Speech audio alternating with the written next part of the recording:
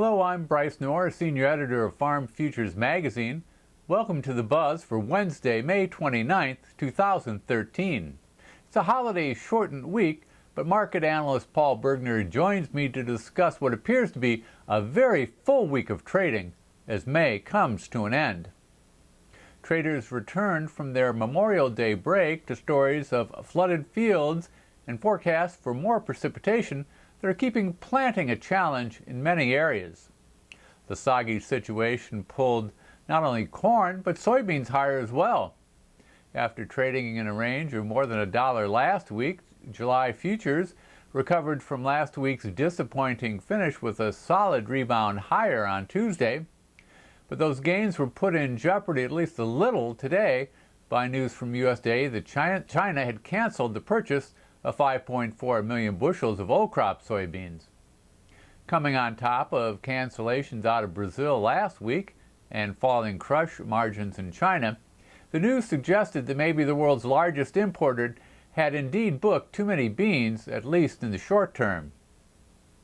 November futures also looked like it was going to pause today, at least for a while, giving back some of Tuesday's move that was generated by all that rain.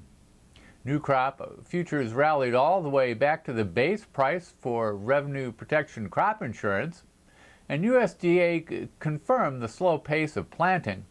Just 44% of the soybean crop is in nationwide, down from 61% on average, with only 14% emerged. Paul, farmers still have plenty of time to plant soybeans. Planting in June isn't all that uncommon. Should producers be using this move back to the RP base price to get some protection on? And how serious is this weather threat? Well, I do think we have some time to get that crop planted. No question, we can plant into June. But I think anytime we start to move later in the year, it brings along some additional risk. And I think also we're also looking at some potential for some lower yields with this 44% planted at this point, and even more importantly, maybe the late emergence. Given that, I do think that maybe now is a good time to price a little bit more of that crop in that 5 to 10% range with November futures somewhere between 12.75 and 13. So I think there is some opportunity out there to get a little bit more priced, especially if we don't have much priced at this point.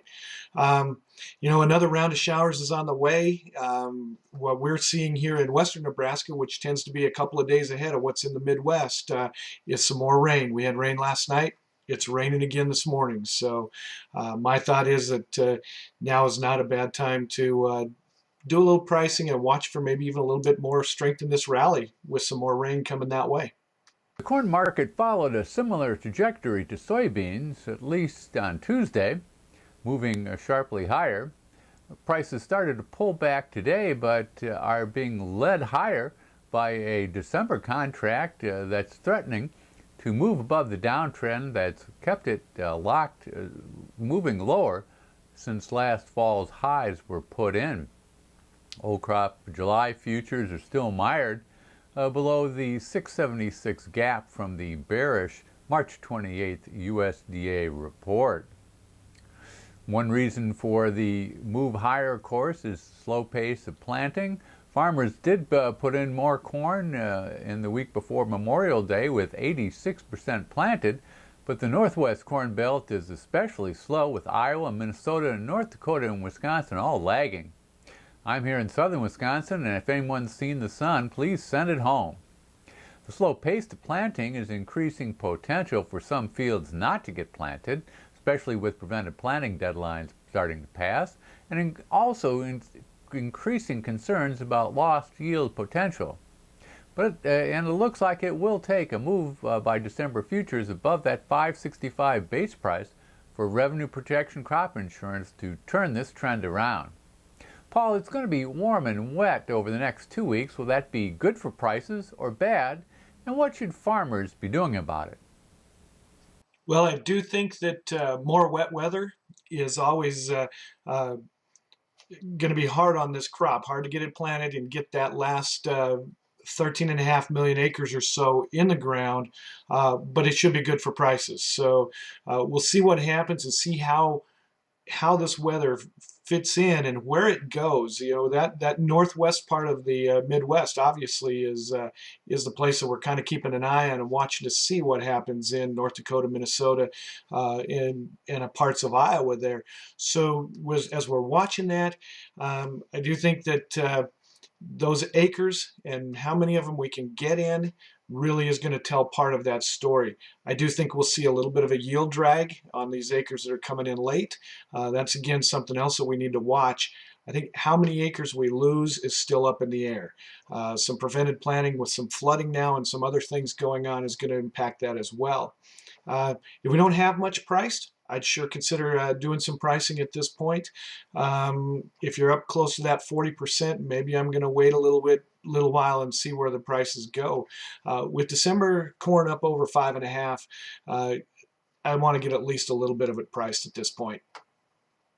Well, just when it looked like the wheat market was ready to give up, futures found some legs on Wednesday.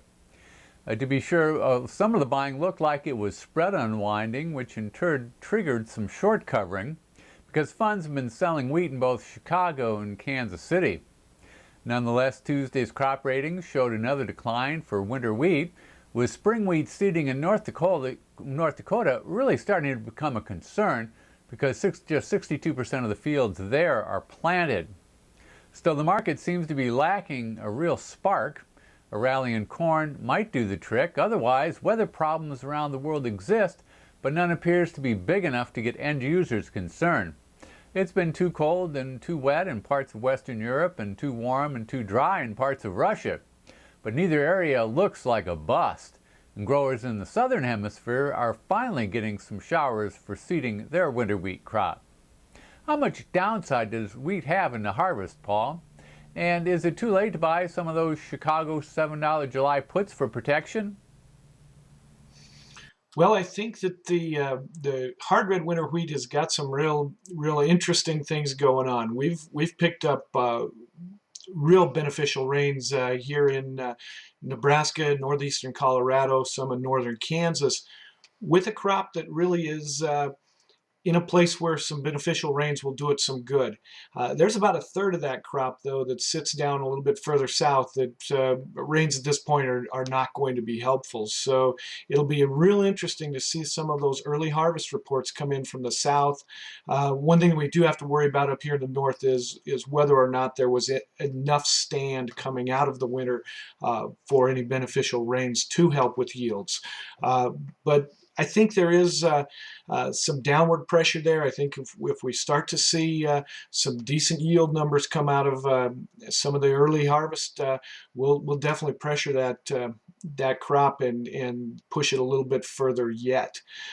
Those Chicago puts might be good insurance. And we can still lock in a little profit if we don't have much of this wheat sold, and it looks like I'm going to have a good crop to protect the price on. I'm interested in that opportunity. Well, thanks, Paul. We'll be back next week with a look at the first corn ratings of the season and USDA's upcoming June 12th report on the next edition of The Buzz. We'll have to have more margin now, there isn't any doubt. So you better dash with a load of cash or we'll have to sell you out.